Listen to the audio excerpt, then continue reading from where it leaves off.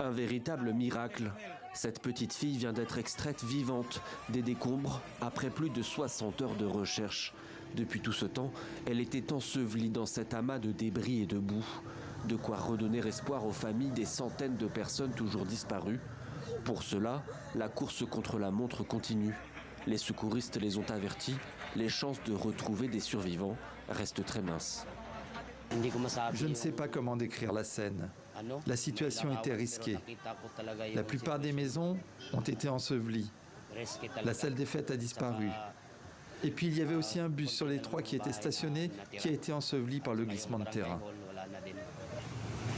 Depuis mercredi, seuls les corps de 11 personnes ont été retrouvés.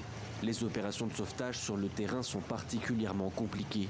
Le village est isolé et difficile d'accès. Les secouristes doivent travailler avec de simples pelles dans les décombres des maisons ensevelies. Sur les images aériennes prises juste après la catastrophe, on peut constater l'ampleur du glissement de terrain.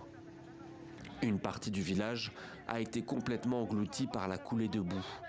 Dans d'autres zones de Mindanao, cette grande île des Philippines, les fortes pluies ont contraint des milliers de personnes à quitter leurs habitations pour se mettre en sécurité. La météo prévoit de nouvelles précipitations pour ce vendredi.